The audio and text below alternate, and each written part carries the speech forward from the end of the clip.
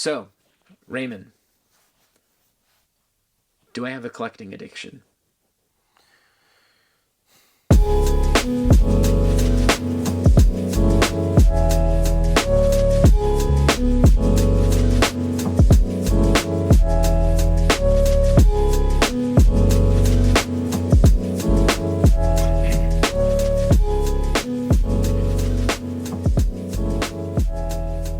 Kind of feel like I'm in the principal's office, to be honest.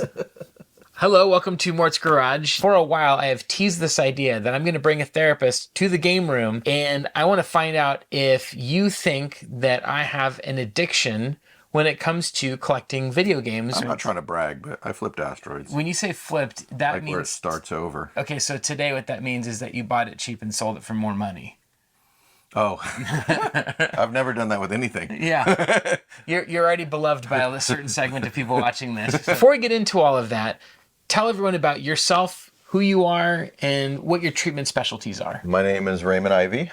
I've been working in the treatment of addiction, sexual addiction, alcohol addiction, drug addiction for the past 25 years. Lots of training in the area, lots of work in that area. Probably at least half my practice. And I've referred a lot of people to you because not only is Raymond my friend, we've known each other for how long? I don't know. Oh, geez. 15-ish 15 years? probably, yeah. Since elementary school. It's a long story. But not only have I known you for a long time, but I'm also a therapist. And who I refer to, believe it or not. So before we get into that, disclaimer!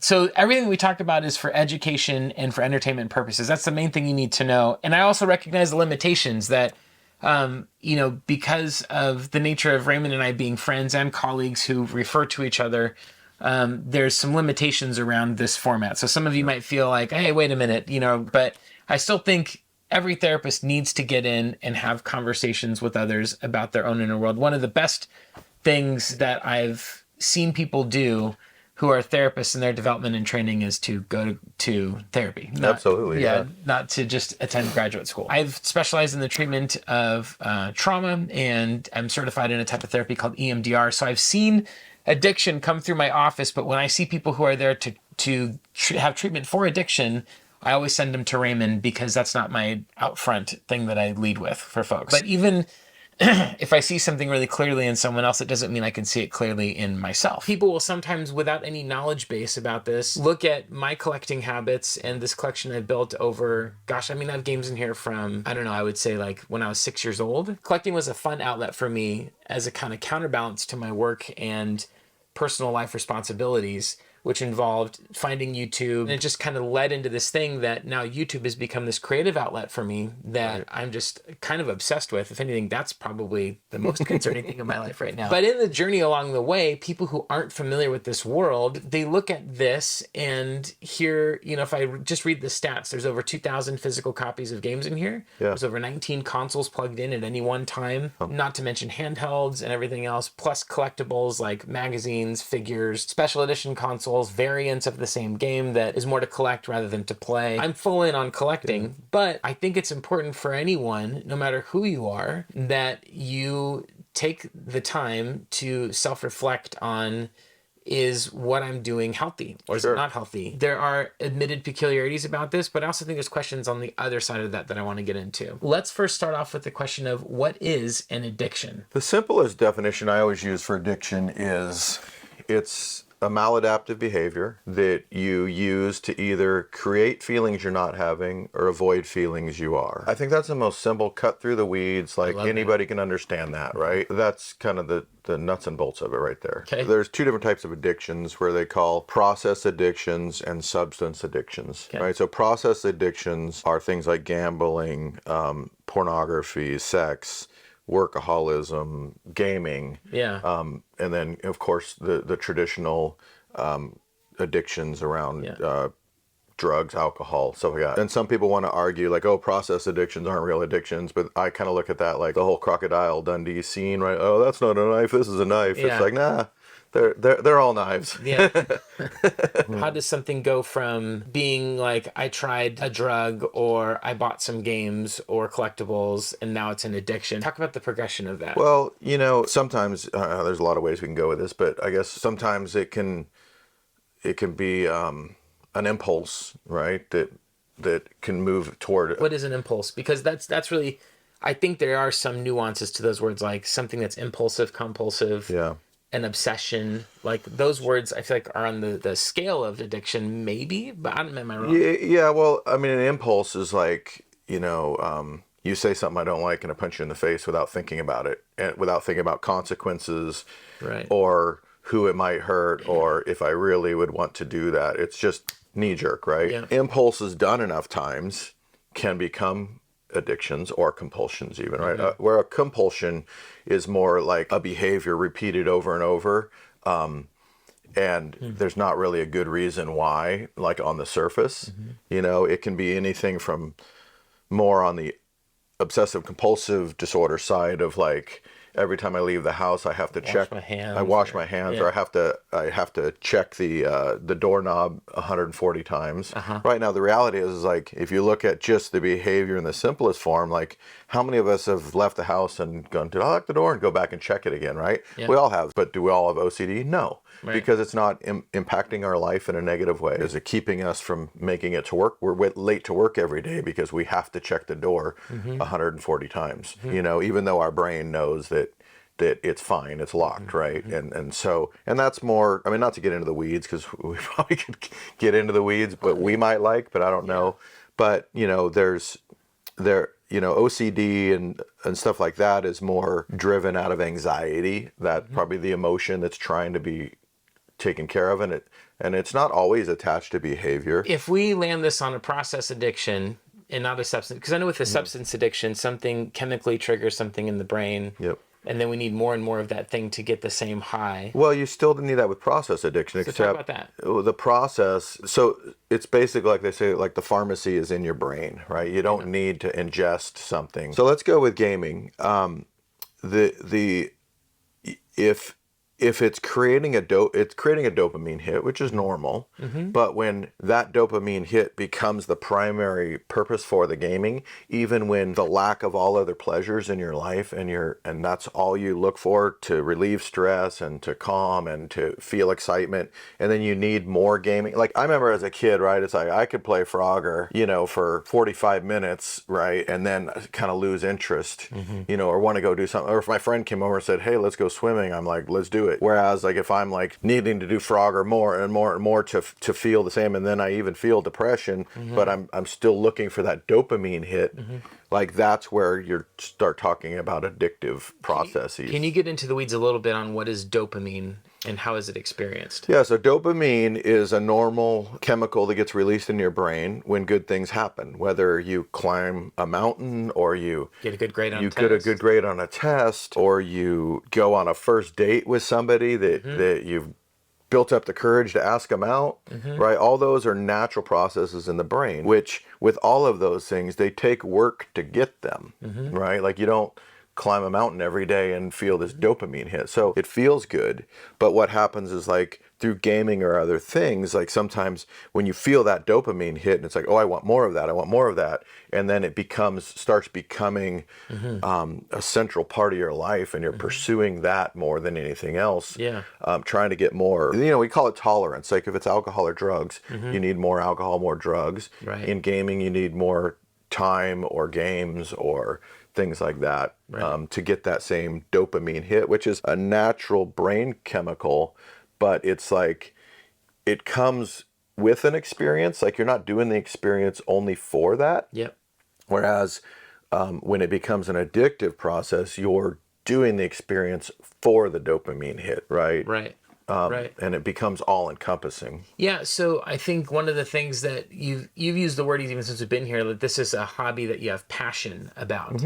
But passion can come with it a lot of dopamine, Sure. So when is the line where you go from, wow, that was really cool, to, oh, this is maybe getting a bit out of control? Like no reasonable person has this many video games and will play through all of them. And I'm fully aware of that. But I so enjoy going to a swap meet or garage sale and finding a great deal on something. Sure. And, the treasure hunt aspect of it is so fun. And then one of the byproducts of all of that is there's a lot of other treasure hunters who become friends as well in this little gaming community. We just got done with an expo last weekend, and the guy who created Tetris was there his organization was holding like the world championships of Tetris. Right. So there's a whole community around him. So when does it go from, Mort, you've got a lot of passion for this thing, to this is maybe a problem? Yeah, and it's a tricky one, right? Because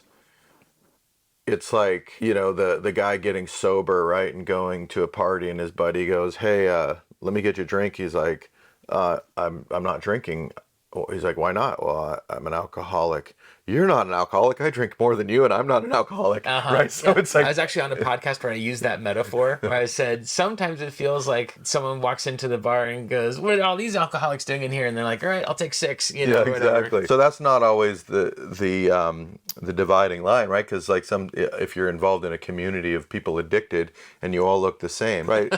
Then, all right. Well, question answered. I need to go I need to go detox. It's interesting, right? Because it's not always if you have 2003 games, then you're an addict, and if you have 1964, you're not. Yeah. It's not really about that. It's really about the totality of your life, right? Like, is it maladaptive, or is it adding value to your life? What's maladaptive mean? Maladaptive is meaning that it's a legitimate thing you're using in an illegitimate way.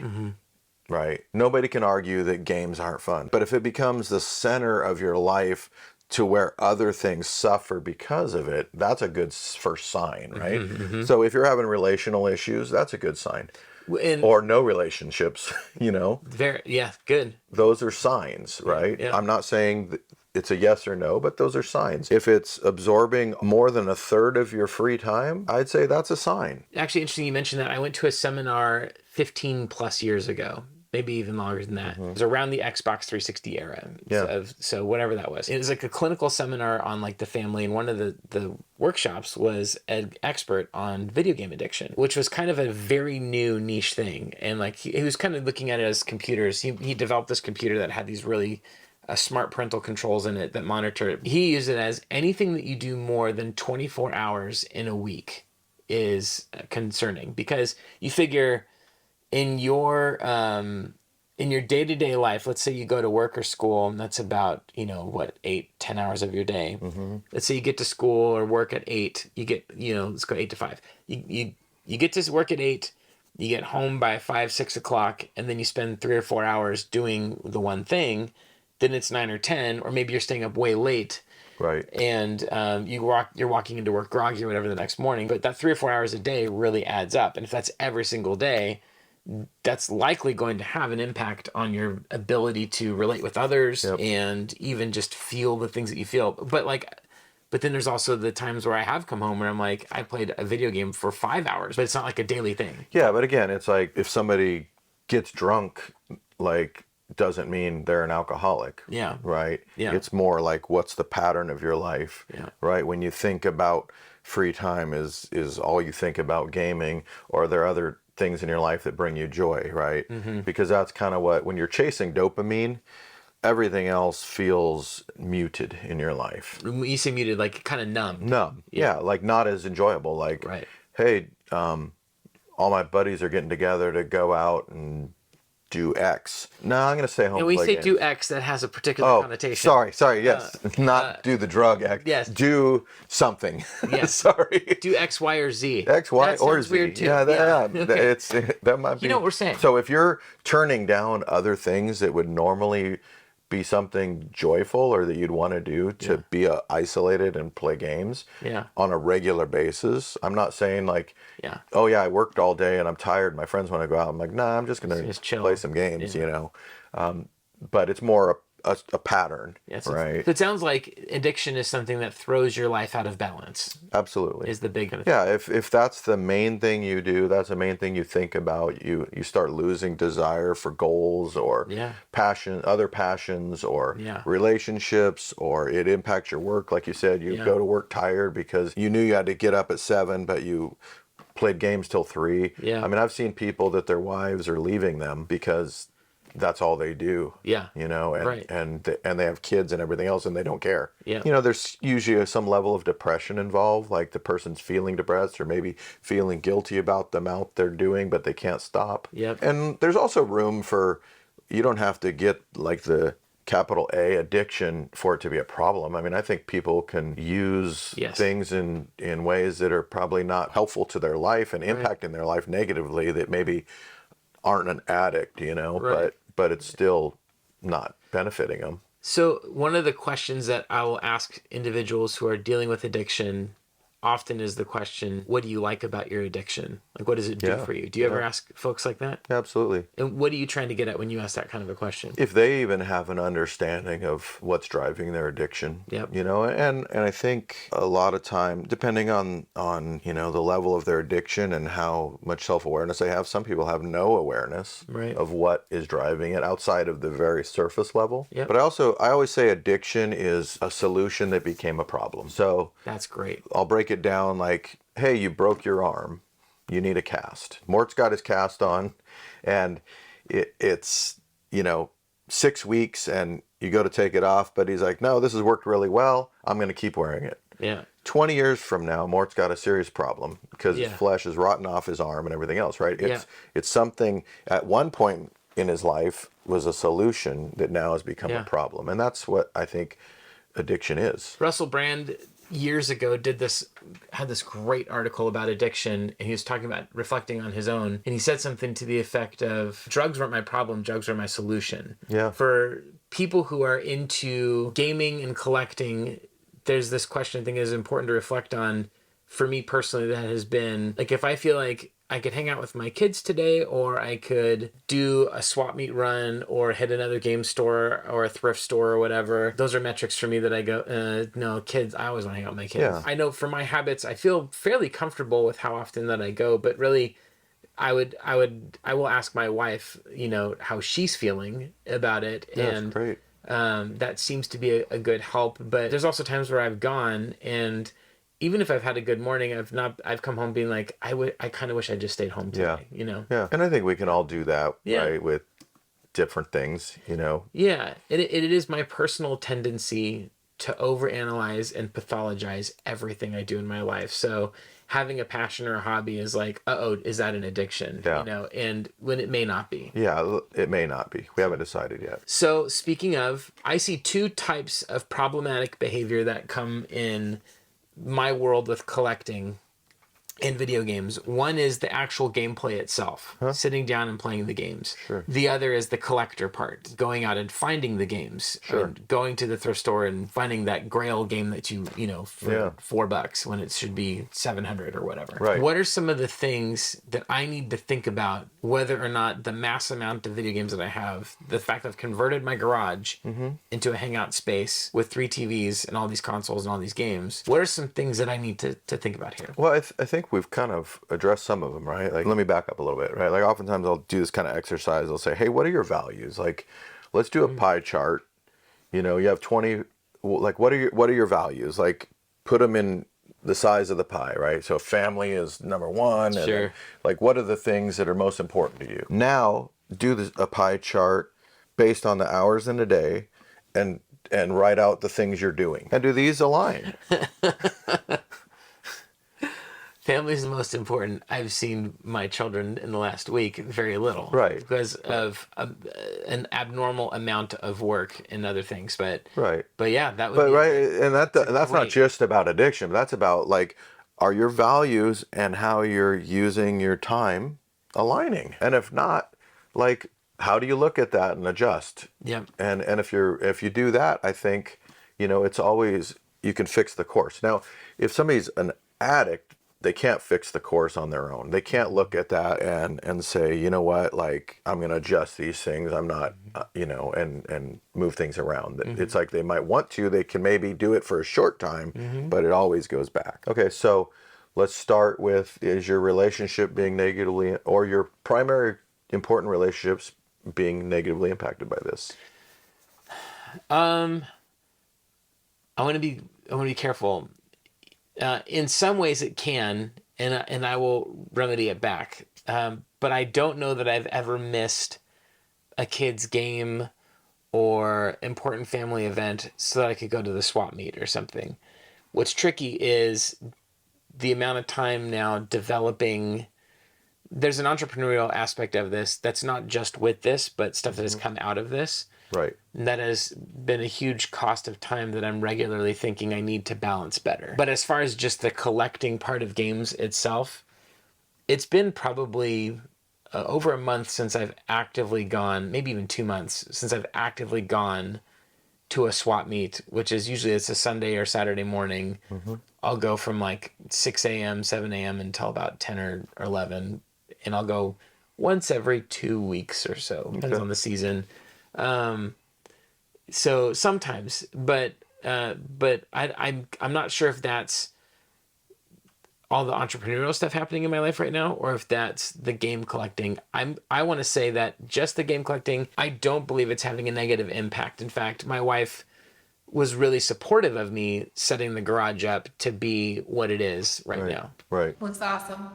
Yeah, and so if we look at tolerance being like a key point of addiction, right? I would say I'm not seeing tolerance, right? You're not needing more collecting and more. I don't. Right. Yeah. So there's not that tolerance issue that's happening. Yeah. In fact, if anything, I love the collecting part and finding, in a junk pile, that little diamond that's sitting there. I'll always have fun doing that. But half the fun, honestly, is just going for like a 2-mile walk. Yeah. 3-mile walk in the morning. Yeah. And just moving my body and going with a friend and that kind of a thing. Yeah. And so then the other is it impacting your work. So, and I think you have to separate them out. If we're going to be talking about collecting and gaming, right? Like you're starting a business and there's a certain reality to starting a business that takes a lot of time, a lot of investment. Now, if you're doing that for the next 15 years, then we might need to look at, are you a workaholic, But part of starting a business a lot of times is it takes burning the midnight oil and doing all that. That's right. And of course that can have consequences too, but it's not an addiction at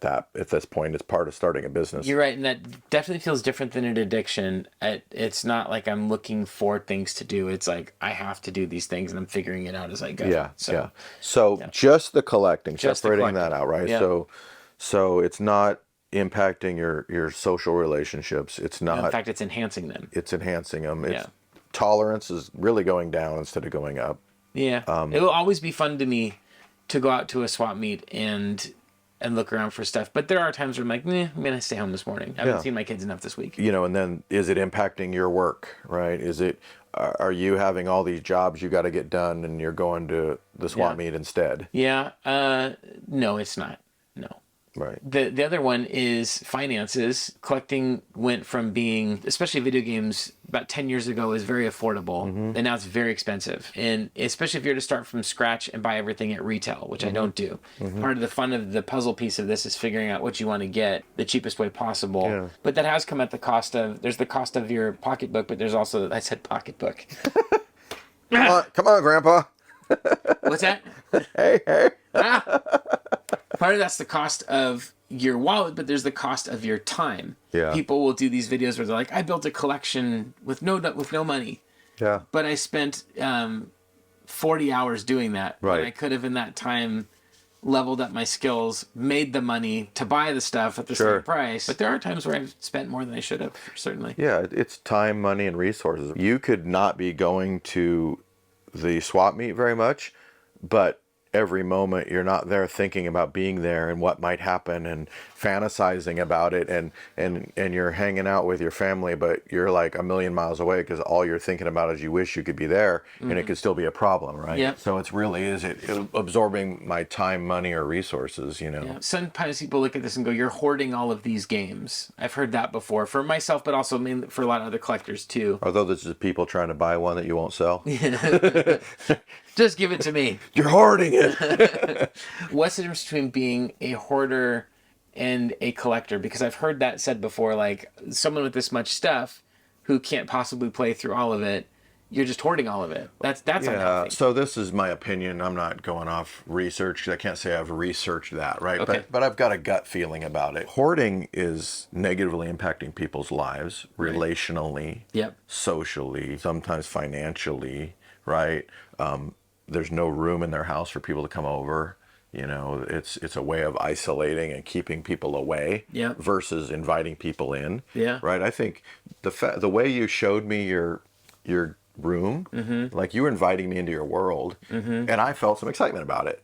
Right. I would never feel that with a hoarder. Right. I'd be like, what is all this crap getting out of here? Like, you need to clean this up. And I had also mentioned earlier, there's structure to this, and there's like the way you've laid it out, you're obviously proud of it. And you're not holding on to it because you can't let it go. Right. No, in fact, these empty shelves are a bunch of stuff that I've been recently getting rid of, but that's a drop in the bucket compared to the room. But it still is like I've been selling even my very expensive stuff that I just know I'm never gonna. Well, and if you're a hoarder, you wouldn't be able to have a confined area and it stays in this area, right? It would be like all of a sudden it'd be leaking out and leaking out. And even when I came in, right, there was no games all throughout your house. And there was extra games on the floor, but you're like, hey, I just got back from a convention. I haven't had a chance to put these away, and you're putting them away. Right. So there's structure to it. It's not growing and growing. I mean, hoarding never stops. Right. It's all the way, every aspect of your house, like people, you know, have little walkways to go through, and it's not inviting of others. I felt excitement about what you're doing. You know, and had some connections to it, even though I'm not going to leave here and start collecting video games, you know. Okay. I mean, I might call you and say, hey, is this worth money? As we're talking, I'm feeling like I have a very big passion. It's really about the community around this is what I'm passionate about, and I feel a connection to a lot of people that I otherwise wouldn't have a connection to. Yeah. And I found where this has enhanced my life. There's also this feeling that I get sometimes, Raymond, when I sell some of my stuff, I feel a feeling of relief. Like, oh, I'm glad that that's gone. Yeah. And so that to me has been a sign internally of like, oh, if it's better to have it gone than to have it in the collection, that tells me that there's something in this that still needs some reflection on, because that's probably indicative of some things that, you know, could benefit from change or whatever. I remember talking to a colleague of ours who specializes in working with infidelity and trauma from that, and he went to a friend of his house, and his friend had his whole upstairs was all trains. Like, the rooms were like had different like worlds in them. The trains would go like into and tons of stuff. He realized at a later stage in his life, he looked around his life and went, what am I going to do? Who's going to deal with all this stuff when I die? Yeah. Like, this is just stuff. Yeah. And having all of this stuff is ultimately fairly meaningless, especially if it's a burden to my family that they've got to now get rid of. Right. A house full of trains, a garage full of games. I think if you go really fast to the word addiction, then it's immediately good or bad. Right. If it's an addiction, it's bad. Yep. But maybe the more helpful and nuanced thing that I think has been guiding me lately is the word accruing. You accrue all of this stuff, you put up all of this stuff, and maybe it's not breaking your wallet. Maybe you still have good family relationships. You're still getting to work on time. You're still performing well at work, you know, doing what you need to do, what life requires of you. I still wonder towards what end, if at the end it's all just stuff. Right. And in the meantime, it's created all this fun stuff in my world and in my life, but there's scripture about, you know, laying up for yourself treasures in heaven and not on earth. And I think about, even whether you believe any of that or not, the point of it just being like thinking beyond just your moment to moment daily life. And where does this go? That kind of stuff sometimes pins me to my seat a little bit. Sure. A little bit more than like, am I addicted? Because I feel like I don't really think I have an addiction. I'm doing this series to buy this money for this manual because I want to explore all of this. Yeah. But the word that really has pinned me lately has been accruing. It's not a clinical word. It's not, you're not going to find it in the DSM, but it's a meaningful one, I think, for folks like myself. Have you ever thought of any of this stuff, or do you have any thoughts about that? Yeah, no, I like that. And I think kind of like what I was saying earlier, right, is that idea that what's your value system? What's important to you? And are you living congruently in that? Yes. Is collecting like bringing you closer to that or farther away, right? And Great question. and like you mentioned earlier, balance in your life. Do you have balance in your life, right? I mean, even if you're saying, "Oh, I get pleasure from it and I'm not late to work and I'm, whatever, but yet I have no social relationships and I'm isolated and I feel safe in this." I don't think you need to, am I an addict or not an addict, but like, am I living life full in its fullness? Yes. Yeah. And I think that's the piece, is what do you want out of life, right? And yeah, stuff will never fill the void for relationships. Never. Or for the beauty that life has to bring, That's right? Yep. I even read a thing where it's talking about limited gameplay can actually bring more joy to your life, whereas then you cross this threshold where it starts negatively impacting your life. Yes. So, and I think that's with everything, right? It's like a little bit of chocolate cake brings joy to my life. Yeah. A whole chocolate cake does not, No. right? For me, it's more chili cheese fries, but that's a whole nother series. I'm a collector. Tacos. You can meet me on my chili cheese fries channel. Yeah. But we collected this fry from 1965 that was eaten by Steve McQueen. that's right. Yeah. Like you're saying, it's not the extremes.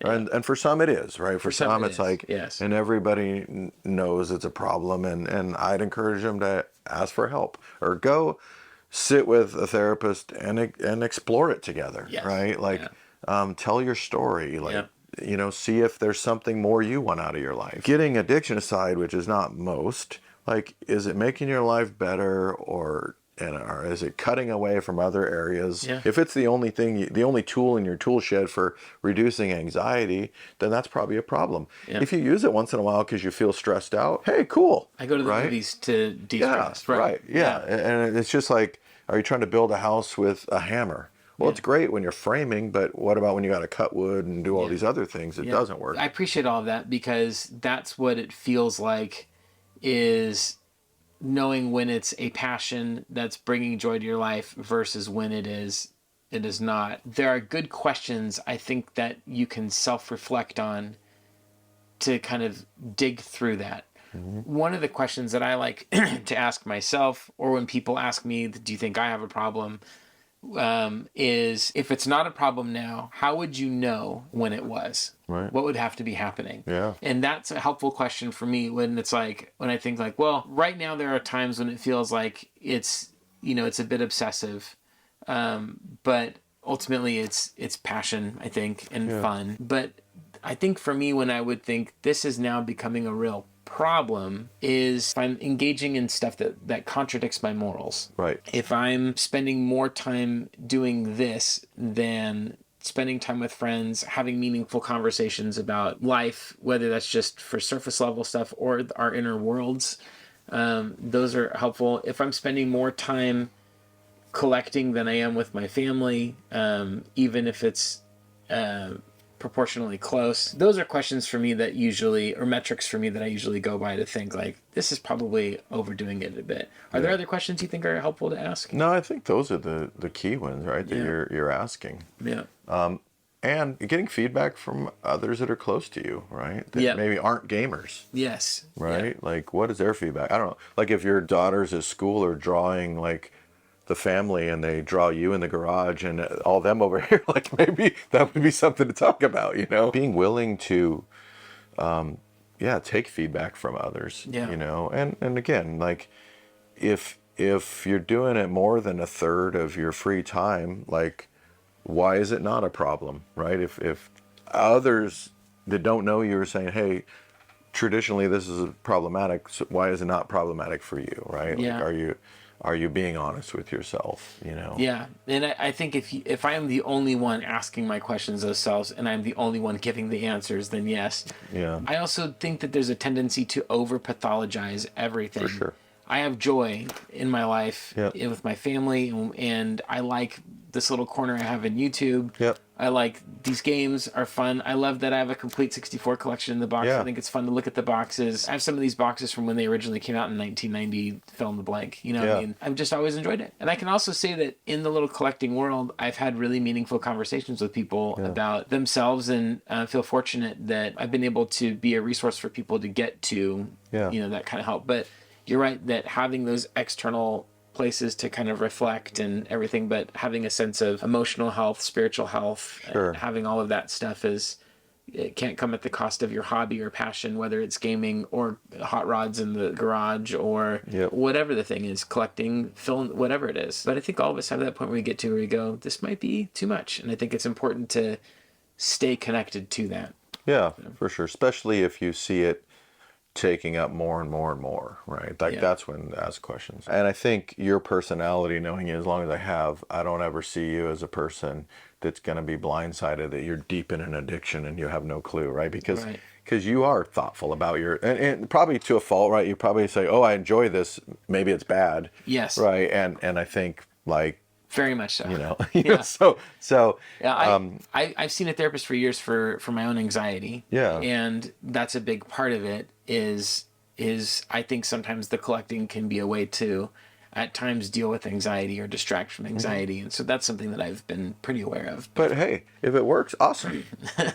But if it's the only tool you got and you're using it all the time, then maybe it's not so awesome. Yes. You know? Right. I mean, well, and if it works, awesome, but it means it's also not harming family, harming wallet. No, of course, all that stuff. That's what I'm saying. If it's one little tool in your tool chest.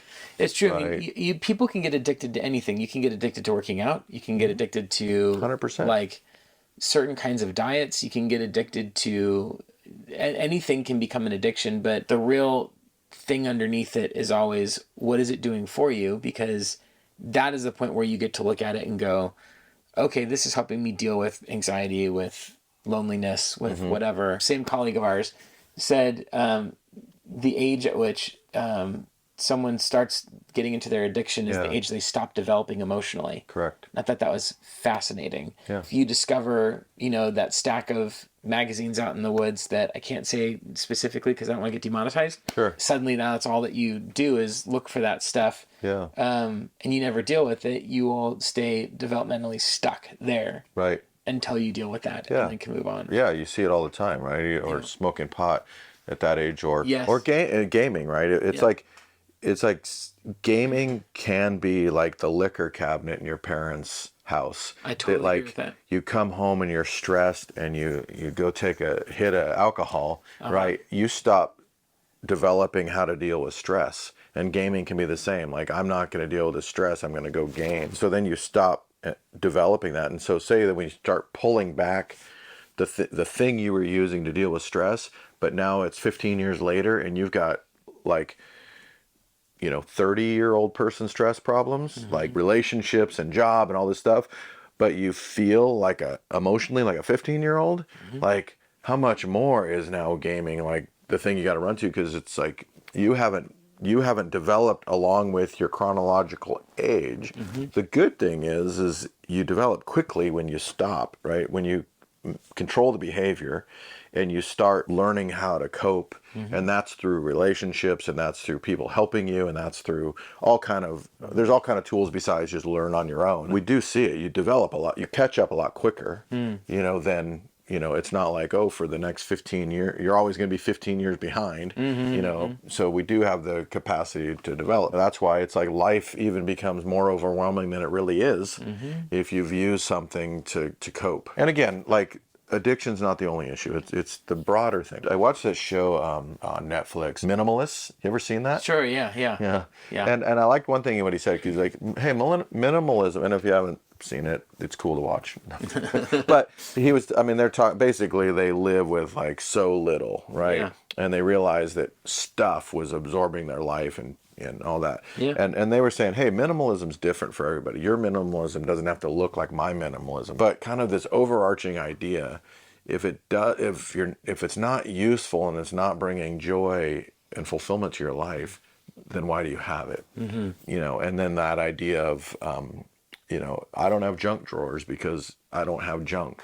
Right. You know, and things like that. And it's not always addiction that causes us to collect, right? Sometimes it's growing up, you know, without resources and afraid of, oh, I've got, you know, this beta player. What if like beta movies come back? I will never be able to replace it.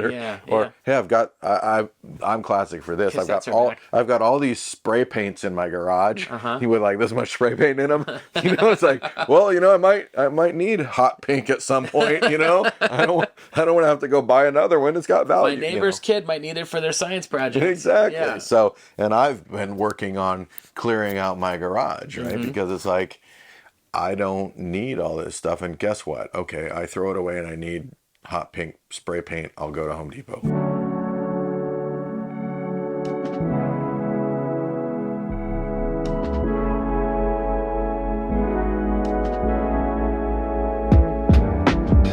I'd like to just share with folks, if they've been watching this and maybe something that we've talked about has them feeling a bit reflective as well, what would you recommend that they do from here? You know, there's plenty of online resources, I think, with people talking about it, you know, whether it's, you know, different gaming communities that have talked about, hey, I'm struggling in this area. Sure. You know, that's probably the lowest impact. Yeah. You know, talk to some friends that you respect and trust and maybe get some feedback from them. I'd encourage them, you know, there's therapists that deal directly with compulsive behavior. Yeah. And addictions is absolutely a great thing, even if it's just, hey, I'm not sure, I want to just go like examine this with somebody and kind of see where I'm at. I mean, we're biased as therapists, but we both recommend everyone see a therapist regardless. Yeah. You know, Yeah, it's just always good to have that, both just from a point of, you know, just I need a confidential space to just unload. Yeah. It can be one of your tools in your tool belt, or Absolutely. I'm a recovering addict of whatever. I've seen people migrate their addictions from, you know, substance abuse to collecting, you know, or from some other thing to collecting. And so it's like they haven't dealt with the thing that's causing them to need all of this compulsive behavior to go with it. So finding a therapist who understands, and I would argue as a specialist in addiction, is probably 100% helpful if you're concerned at that level. But there's also some online resources that are worth listening to as well. There's I don't know if you've ever heard of the therapist, Healthy Gamer GG. He's fantastic. He's a Harvard psychiatrist who is an Indian monk at one point, or training to be. He's an expert in meditation. He's the most non-judgmental, at least in my experience. Maybe there's some video where he was hyper-judgmental. I haven't experienced that. But he's just dead on, but he used to be addicted to playing games. Oh. And so now he's at the point in his life where he's not addicted to playing games. He's gotten it under control, but now he's using all of his knowledge as a psychiatrist and with what he knows about the brain to help people out. You could just search anything on his channel and you'll find probably a very good starting point resource. Yeah. And he gives good book recommendations and stuff as well too. There's, in the United States at least, there's a website that they're not sponsoring this, but Therapist Finder, and you can type in your zip code. You can also check your insurance and see if you have therapists on your insurance if you feel you're at that point. But I encourage everyone to benefit from getting healthier. Absolutely. I mean, it's rad. And I would just say this too. I genuinely feel a sense of joy, not just in the things, but in the people. And so having this community here, I appreciate the amount of camaraderie and joy that's a part of a community like this.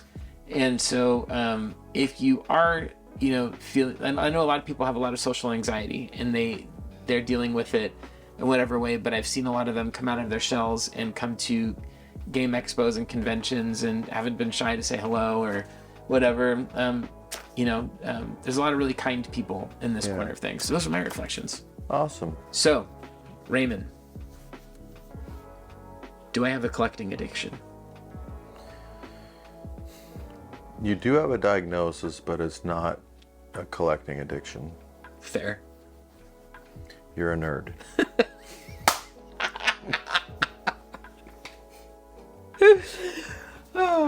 And with that, we'll see you at the next one. Thanks for having me. Thanks for being here. All right, buddy.